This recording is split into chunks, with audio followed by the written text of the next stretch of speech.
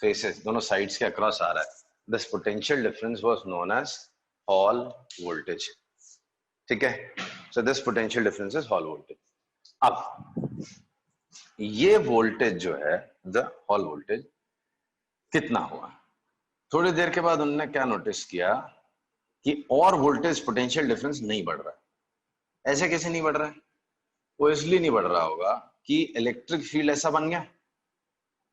ठीक, electric field ऐसा बन गया, ये इलेक्ट्रिक फील्ड पॉजिटिव चार्ज पे इधर फोर्स लगा रहा है और मैग्नेटिक फील्ड इधर लगा रहा है, मतलब ये दोनों फोर्सेस एक दूसरे को बैलेंस कर रहे होंगे, इसके लिए वोल्टेज नहीं बढ़ रहा।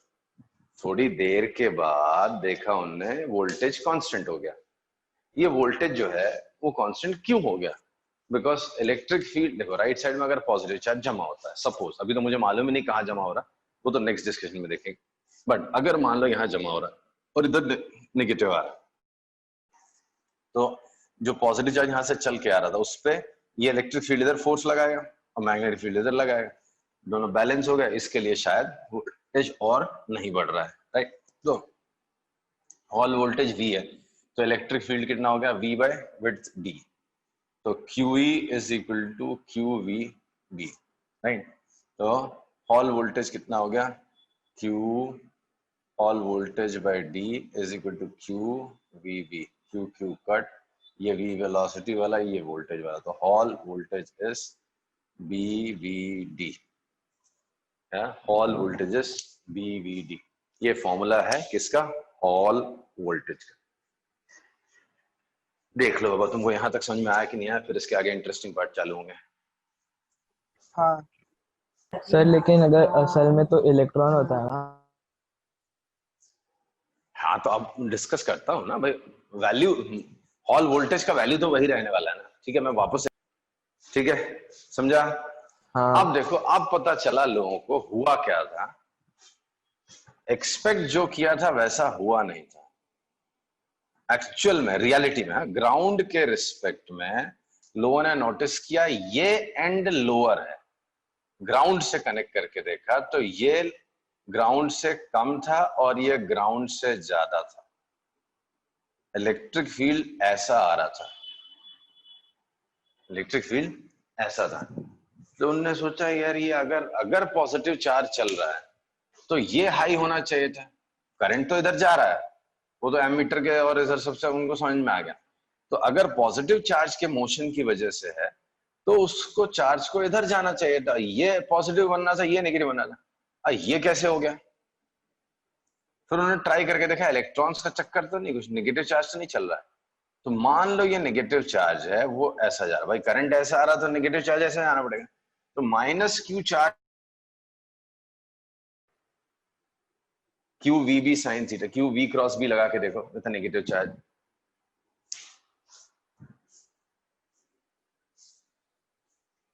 मान लो कि नेगेटिव चार्ज चल रहा है, तो नेगेटिव चार्ज किधर चलता था? करंट के उल्टे, बाय डेफिनेशन ऑफ करंट। हाँ लेफ्ट में कैसे लगता था? राइट में लगेगा ना। Q V cross B, Q negative है, वी क्रॉस बी किधर है? अच्छा, वी हाँ इधर, क्यों बी इधर, वी नेगेटिव। क्रॉस बी इधर दिखा रहा है, क्यू नेगेटिव है इधर, तो इलेक्ट्रॉन नेगेटिव चार्ज पे फोर्स ये साइड लगना था, तो यही तो हो रहा था, बराबर मैच कर रहा है।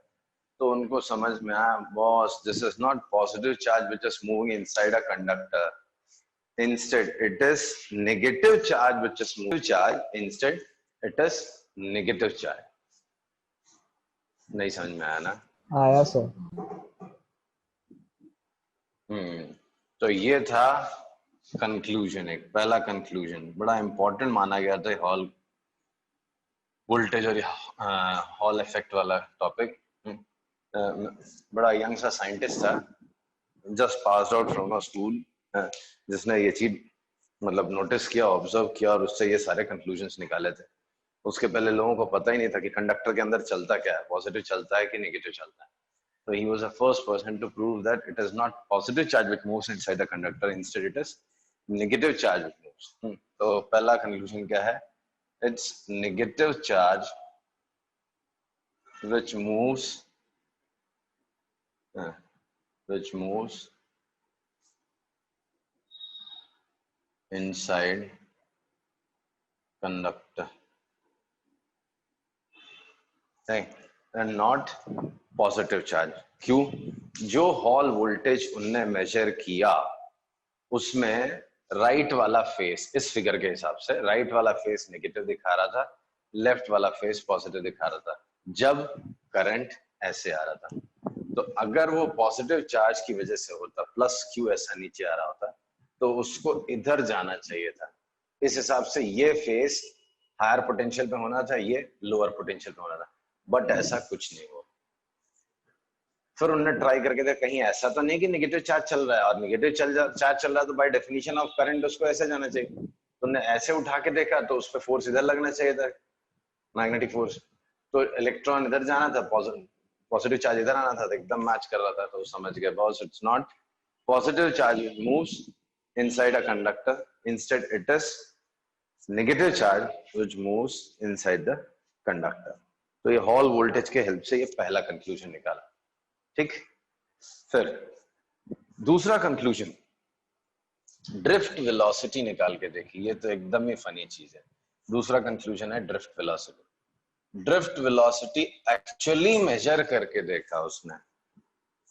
आप इमेजिन करके देखो उसने ड्रिफ्ट वेलोसिटी कैसे निकाला होगा। उसने बाहर कंडक्टर मूव करके देखा तो उससे अंदर इलेक्ट्रॉन किस स्पीड से चल रहे हैं ये पता चल गया उसको। बहुत ही इंटरेस्टिंग चीज है। मतलब सोचता हूँ कभी कभी साइंटिस्ट लोग सोच कैसे लेते हैं।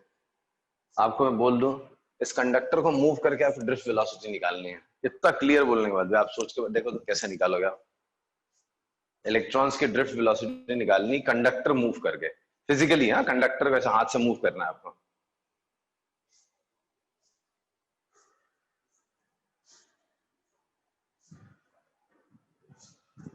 बोलो, ये जिसने भी बोला नहीं बोले, वरना मेरा कान दुखने लगेगा।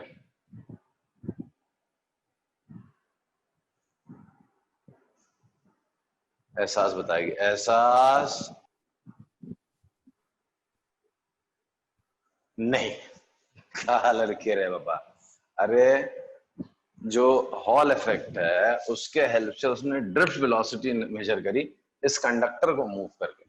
कंडक्टर को बाहर से मूव किया और उसको अंदाजा लग गया कि अंदर ड्रिफ्ट वेलोसिटी कितनी है।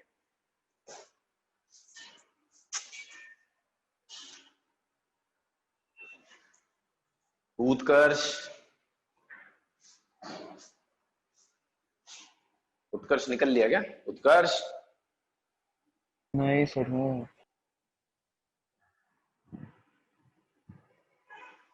चलो मैं ही बताता हूँ, मुझे मालूम है कोई नहीं बताने वाला क्योंकि है डिफिकल्ट क्वेश्चन। सी, इतना अंदाजा लग गया था कि इलेक्ट्रॉन्स ऐसे आ रहे हैं, ठीक है। उसने क्या किया, उसको धीरे धीरे, ऑब्वियसली हाथ से नहीं मशीन से, धीरे धीरे नीचे मूव किया। और उसने क्या नोटिस किया, जब इसको एक वेलोसिटी से मैं नीचे ला रहा हूं, इस वेलोसिटी से नीचे ला रहा हूं, तो ये हॉल वोल्टेज डिसअपियर हो जाता है। क्या? हॉल वोल्टेज डिसअपियर हो जाता है।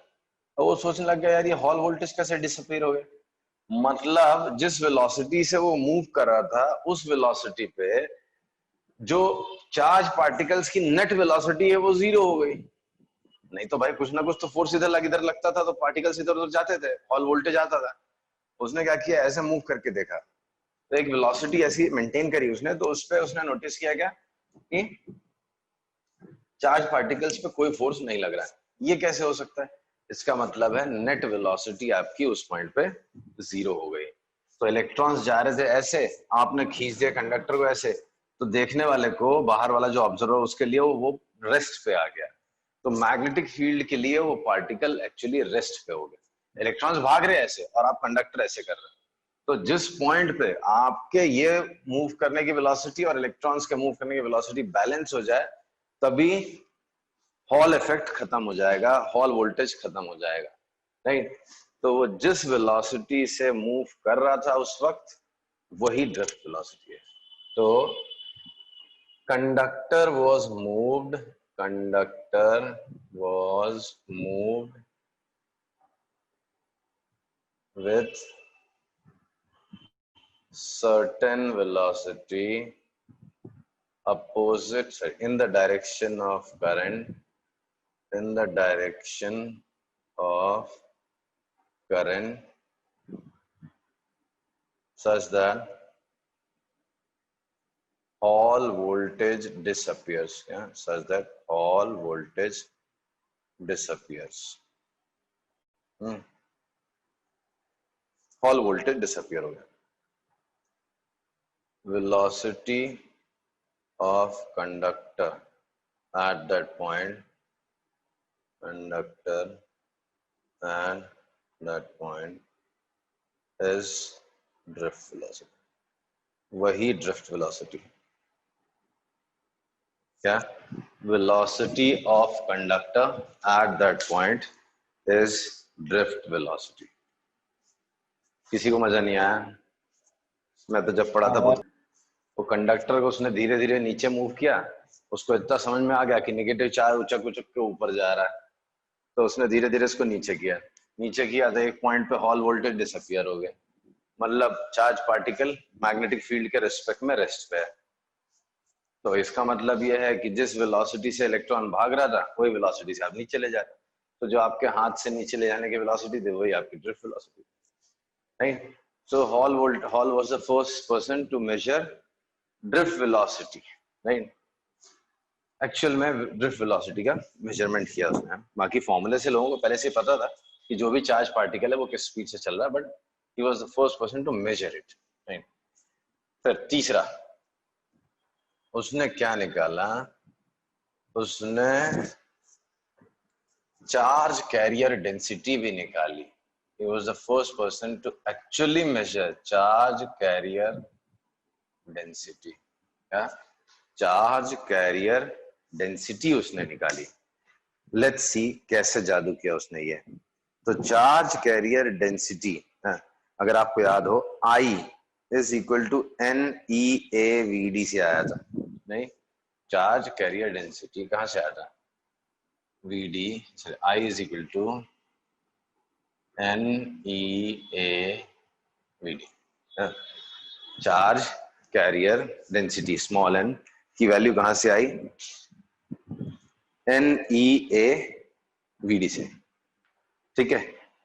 अब यहां VD का वैल्यू कितना है?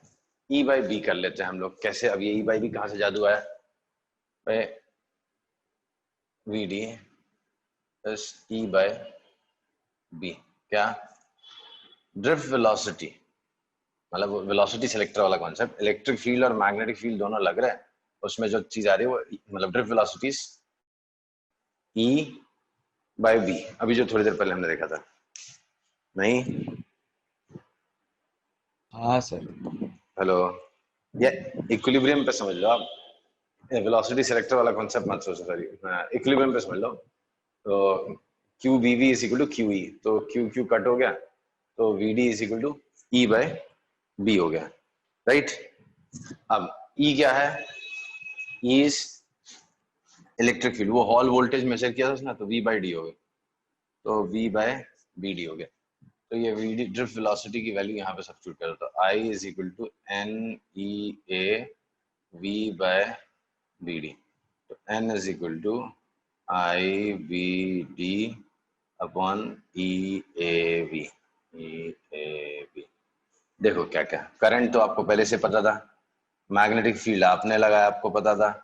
D is width of the plate, आपने पता था.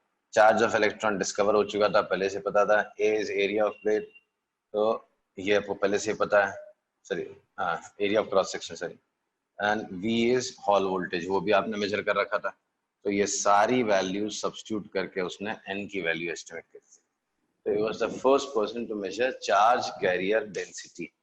N की वैल्यू थियोरेटिकली चल रही थी, बट प्रैक्टिकली मेजर करके प्रूव करके दिखाया. was the first person. ये एक्सपेरिमेंट से. ठीक है. So he was the first person to measure charge carrier density. इस कहानी जो है वो है, अगर एक मैग्नेटिक फील्ड में आप एक कंडक्टर लेके भागते हो, तो उसमें एक EMF जनरेट होगा, which is given by formula BLV. L is length of conductor, V is this, B is magnetic field. अब बोलो ये कहाँ से आया, तो EMF या वोल्टेज कह लो, वोल्टेज हॉल वोल्टेज जो था वो यहाँ पे वोल्टेज है, तो BLV ये फाउंड है। बोलो ये कहाँ से आया, वो एग्जैक्टली यहाँ से आया। सी मतलब आप समझ रहे, ड्रिफ्ट वेलोसिटी थी VD, तो वही VD की जगह आपका क्या हो गया, वेलोसिटी। ये V is equal to E by B, E is what V by D, तो इसको इधर लेके आ जाओ, तो hall voltages B into D into VD, ठीक। अब VD क्या है, ड्रिफ्ट वेलोसिटी थी, ठीक है, ड्रिफ्ट नहीं हो रहा तो आप खुद ही कंडक्टर को मूव कर दो, तो आप खुद ही कंडक्टर को मूव कर दो। इलेक्ट्रॉन खुद से नहीं चल रहे हैं तो आप कंडक्टर मूव कर दो, तो उससे भी तो अंदर के बैठे हुए इलेक्ट्रॉन्स चलना शुरू कर ही दिए ना। नहीं मजा आ रहा, हेलो कोई कुछ बोलेगा, ये एक एक करके जाते जा रहे लोग, पहले 11 थे फिर कौन हो गए, 11 थे फिर 10 हुए फिर 9 हो गए, चलो। नहीं समझा, एक बार वापस से। क्या बोल रहा उत्कर्ष। हाँ ये देखो, यहाँ पे खुद से जब करंट जा रहा था, कुछ ड्रिफ्ट वेलोसिटी थी, तो उससे हॉल वोल्टेज आया था। अब मान लो करंट नहीं है, ड्रिफ्ट वेलोसिटी नहीं है, आप खुद ही कंडक्टर को लेके चल पड़ो ना, आप खुद ही कंडक्टर को चलाने लग जाओ, तो अरे पहले करंट फ्लो हो रहा था इसमें, तो पार्टिकल इधर मूव कर रहा है या तो नेगेटिव चार्ज इधर मूव कर रहा है। अब करंट नहीं है, आप खुद लेके मूव कर पड़ो, तो आप खुद ही लेके चल पड़ोगे तो भी तो उस पर एक पोटेंशियल डिफरेंस आएगा जो हॉल वोल्टेज से जैसा ही होगा। हाँ तो यही अगले चैप्टर में, अगले चैप्टर में आपको पढ़ने मिलेगा, इलेक्ट्रोमैग्नेटिक इंडक्शन। ये बड़ी इंटरेस्टिंग चीज होती है। मैग्नेटिक फील्ड है, एक कंडक्टर लो, उसमें वायर लगा के एक एलईडी बल्ब लगा के ऐसे, और इसको लेके चलने लगो, ये बल्ब अपने आप से चलने लगे, वही हॉल वोल्टेज वाला कॉन्सेप्ट होगी। इसको हम पढ़ेंगे इलेक्ट्रोमैग्नेटिक इंडक्शन में, मोशनल ईएमएफ के नाम से। हाँ, तो ये उस चैप्टर के पहले, उस डिस्कवरी के पहले हॉल ने एक्सप्लेन किया था, नहीं कि भाई ठीक है करंट नहीं है, आप खुद ही कंडक्टर लेके चल पड़ो, आप लेके चलोगे तो इसमें वोल्टेज डेवलप हो जाएगा, and that voltage is given by formula BLV, where V is velocity perpendicular to that particular length। अगर आप ये L लेंथ है, L लेंथ के अक्रॉस नहीं जाओगे आप, अगर ऐसे लेके नहीं चलोगे, ऐसे लेके चलोगे तो सिर्फ इतना पोर्शन आएगा, तो ये D है अगर, तो BDV आएगा। आप ऐसे जाओगे तो ये L, मतलब velocity is perpendicular to that. Okay okay, so ये कहानी हो गई आपके हॉल वोल्टेज की। तो इस तरह से एक टॉपिक हमारा कंक्लूड हुआ, उसको बोलते हैं क्रॉस फील्ड। क्रॉस फील्ड के कुछ न्यूमेरिकल्स ढूंढता हूं मैं, क्या नजर आ जाए तो मजा आ जाए, हम इसे अपने से भी बना सकते हैं। कितना टाइम बचा है, दो क्वेश्चन जो कर ही सकते हैं हम लोग हॉल वोल्टेज के, और नहीं सॉरी इसके क्रॉस फील्ड के।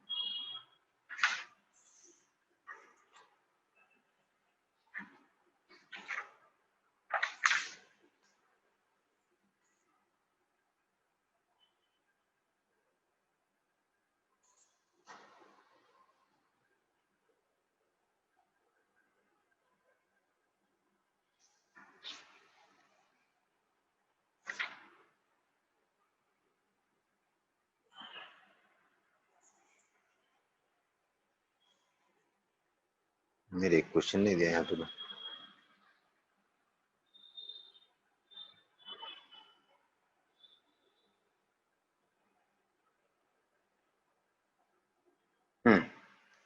क्रॉस फील्ड के ऊपर एक क्वेश्चन है, सी a particle of mass m charge q is released from the origin in a region in a magnetic field find the spin तो क्रॉस फील्ड के ऊपर एक दो क्वेश्चन करना बड़ा जरूरी है ताकि दिमाग में थोड़ा सा क्रॉस फील्ड बैठ जाए। हालांकि जेई वे में आते हैं क्वेश्चन, कम आते हैं, पर मेरी नजर में इंपॉर्टेंट टॉपिक है।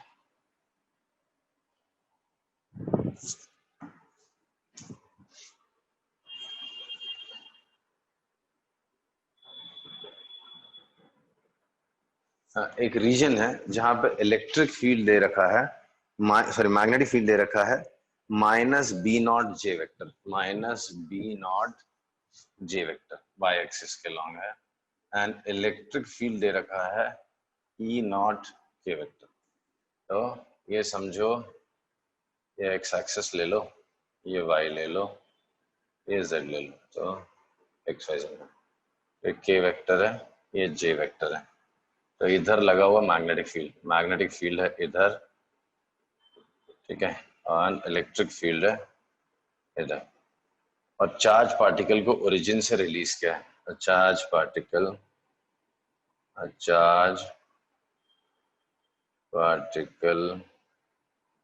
is released from origin, ठीक है। So what you have to do is you have to charge particle solution Q and M are charge and mass of particle, express velocity as function of z।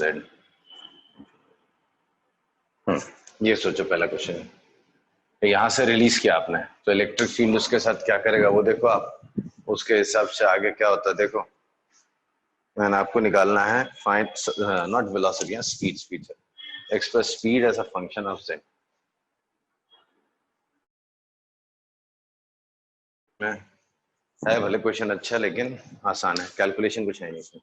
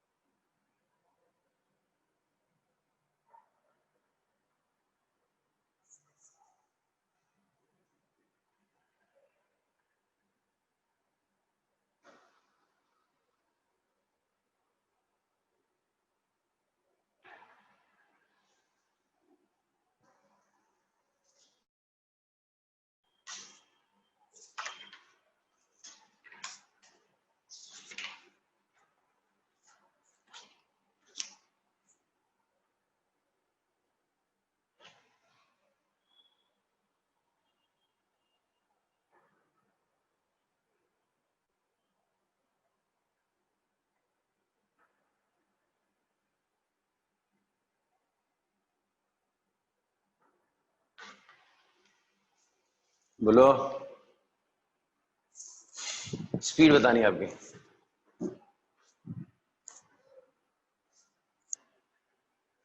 Visualise कर पा रहे हो particle चलेगा कैसे? At T equals to 0 magnetic field को कोई लेन then नहीं है भाई, जो कर तुझे करना है इलेक्ट्रिक फील्ड तो कर ले, मैं कुछ नहीं करूंगा।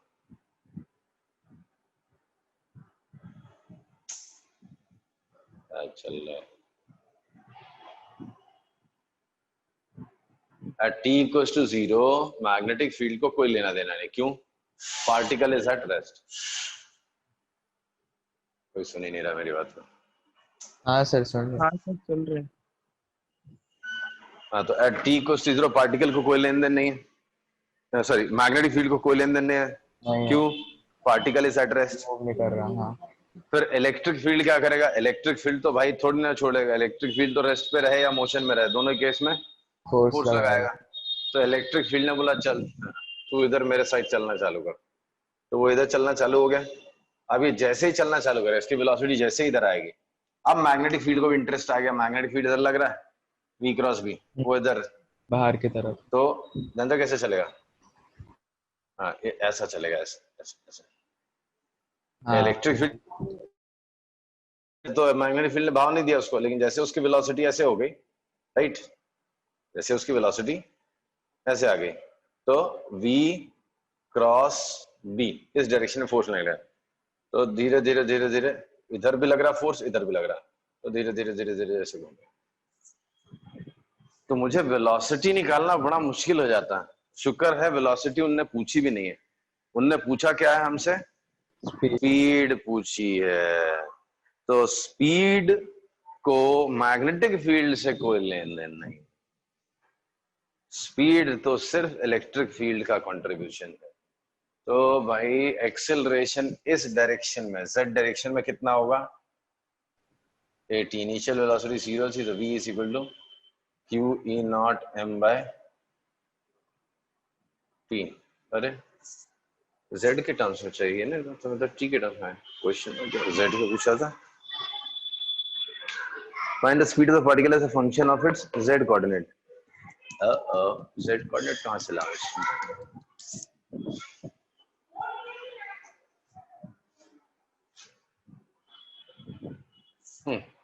z कोऑर्डिनेट मतलब z इज डिस्टेंस कवर्ड ना, तो s is equal to ut plus t नहीं चाहिए, हाँ सॉरी, तो v square is equal to u square plus 2as वाला फॉर्मूला डाल दो, ये छोड़ दो। तो final velocity is, initial velocity 0 2, acceleration is q e naught by m and displacement along z axis is z। तो v का फॉर्मूला हो गया root of 2q e naught z by m, ये आंसर है।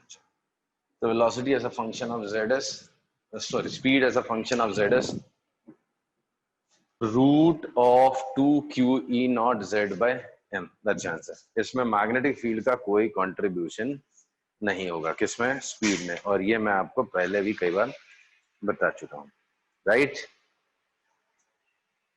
समझा? हाँ सर। हाँ sir. ठीक है, चलो आई स्टॉप हियर, मिलते हैं नेक्स्ट क्लास में।